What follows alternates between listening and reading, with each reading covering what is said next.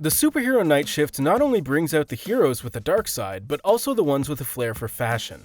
But when it comes to caped crusaders who stalk by night, who wore it best? Moon Knight or Batman? There's more than a little crossover when it comes to the characters from Marvel and the ones from the distinguished competition. From Thanos and Darkseid, things both man and swamp, Hyperion and Superman.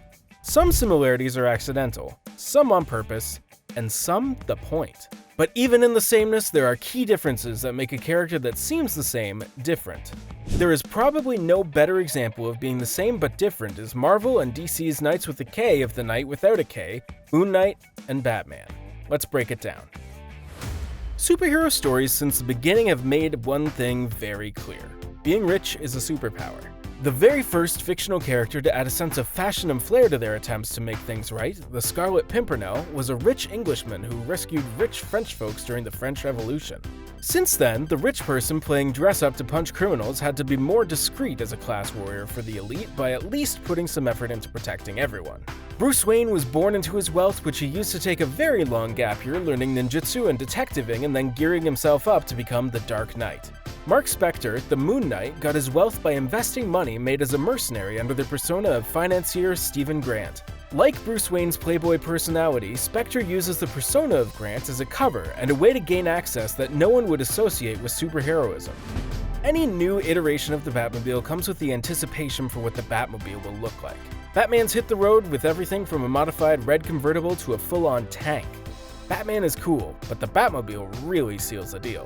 And that's just Bat's signature ride. He's got a collection of rides that even Flo from Geico wouldn't bundle insurance for. Moon Knight keeps it a little simpler. The Mooncopter wasn't really much of a helicopter as much as it was a floating symbol of Khonshu, but lately that's pared down to a glider drone and a custom limousine, both of which can operate autonomously. It's hard to spark fear in the hearts of evildoers with an all-white limousine, the official ride of Junior Prom, but it does have the advantage of being more subtle. No one wants to make eye contact with unsupervised teenagers in a limo. Home is where the heart is. It's also where you keep the giant penny that someone used to try and kill you in a way too elaborate manner. When you've been stalking the streets of Gotham since the Golden Age, you're gonna run into a whole lot of weird. Just like his DC counterpart, Mark Spector's mansion is more than meets the eye. On top of the usual basement full of crime-fighting science and a gym that's every CrossFit practitioner's dream, the mansion itself is built with Prohibition-era passageways and hidden rooms for extra measure. The Batcave might be the only thing that Batman didn't bat up, since it was already full of bats, and adding anything beyond that seems like gilding the lily. Instead, it's full of trophies like the aforementioned penny, a dinosaur, and of course, a giant Joker playing card. Spector keeps it more on theme. Branding is everything. You can't just wrap your head in a piece of cloth and get a cool hero name. You need a gimmick. Batman? Obviously. Bats. Everything's bats. Batmobile, Batwing, Batcycle, Batarang, Bat Shark Repellent, which is just a shark repellent that he put a bat label on. We're onto you, Batman. When people make the Batman-Moon Knight comparisons, the cape and the gear are two of the biggest things people point to.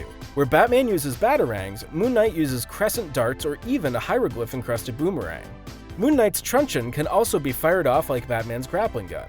Moon Knight's gadgetry has a twist in it that was handed down to him as an ancient set of weapons from Khonshu that were designed by Hawkeye 5,000 years ago when the West Coast Avengers went to the past. Or reinvented them? Time travel makes things complicated. There are a lot of people with big capes who stalk the night looking for ways to serve justice, usually by punching someone really hard. A lot of heroes adopt that hero life because they accidentally acquired superpowers and had a relative who could sum up their moral philosophy in an easy-to-remember phrase. When people get the superpower rich, they don't tend to become a superhero, which is probably for the best. It takes more than just an uncle with an evolved sense of right and wrong.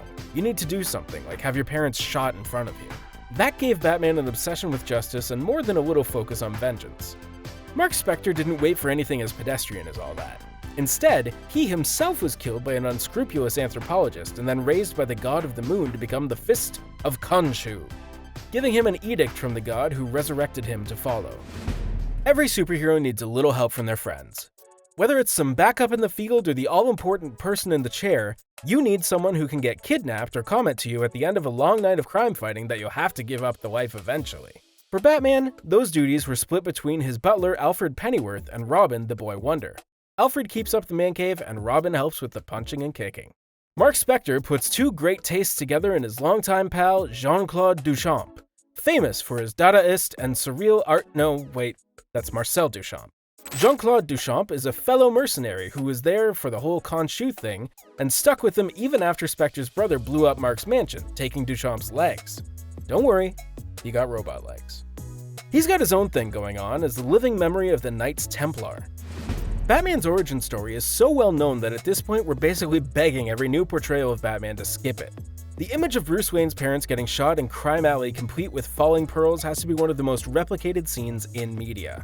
It provides important lessons.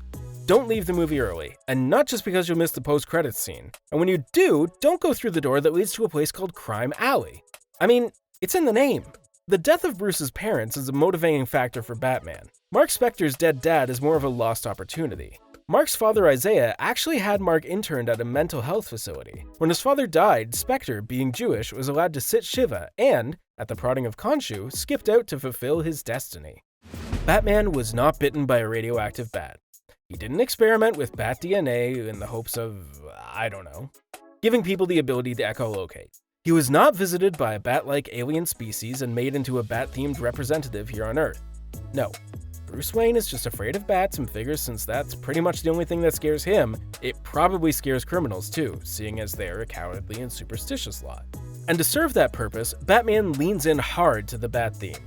He doesn't just dress with flair, he makes sure that his encounters are as terrifying for the people he's hunting as possible. Moon Knight takes the moon theme so far that his gear and clothing is all white. This seems like an obvious flaw for someone trying to skulk in the night. But when you ask him, the white suit is a feature, not a bug.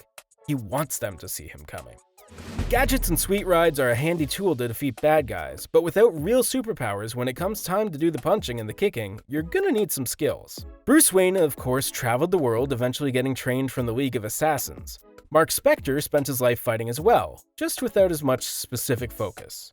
Dealing with anti-Semitism as a child, including a World War II criminal hiding in his neighborhood, he learned to box. He would later join the Marines and then the CIA before taking his skills to the open market. Both paths lead to someone whose punching and kicking skills are top-notch.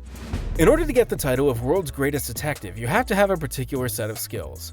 You know the kind. Not just the punchy-kicky skills, but the skills needed to find the right people to punch and kick. Literature's World's Greatest Detective, Sherlock Holmes, solves his mysteries in part by being something of an expert in just about everything. That's what Bruce Wayne learned in his years abroad training to become Knight and Vengeance.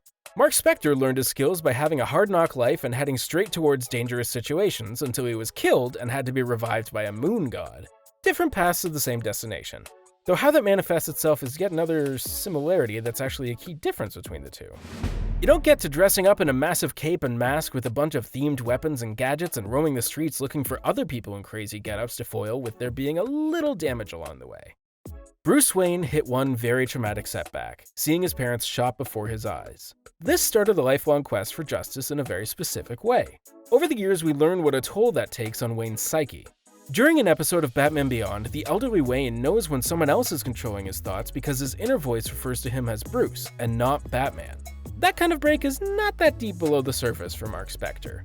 Like any good former spy and mercenary, Spector uses a collection of aliases. But unlike people with aliases, these aliases have become full-on personalities as part of Spector's dissociative personality disorder. This issue actually appeared long before Spector's meeting with Khonshu, which has meant that Spector can never really be sure if the whole Khonshu thing really happened or if he imagined it. The truth is frustratingly a little in between. Before we get too precious with who ripped off who, we might want to look at what might have influenced Batman in the same way that Batman influenced Moon Knight. What started as a menacing voice introducing a crime anthology on radio, author Walter B. Gibson turned the Shadow into a menacing enemy of crime for pulp fiction magazines and then back to radio as a long-running show. This early hero even got down with recognizable catchphrases, mostly about things the Shadow knows, like what evil lurks in the heart of men and the weed of crime bearing bitter fruit.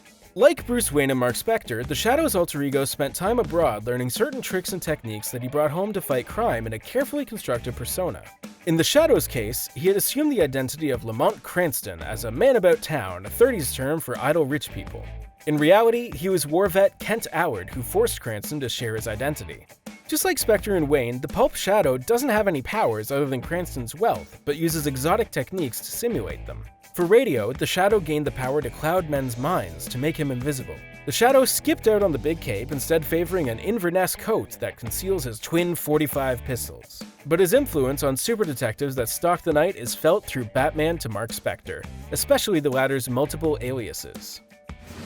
If there's one thing we can count on after somebody gives the "I'm a lone wolf, people who get near me get hurt, I walk a hard line alone" speech, it's that they're about to team up with someone. Loners are terrible at being loners. Batman has had no less than 5 Robins under increasingly bizarre circumstances. Not only that, but he's been part of at least 2 different versions of the Justice League. Even though he'll sometimes feign that he's not really part of the Justice League, just on call, Batman has really always been part of the holy trinity of DC heroes and Justice League members that includes Superman and Wonder Woman. Likewise, Spector has Frenchie and a collection of close associates that he relies on.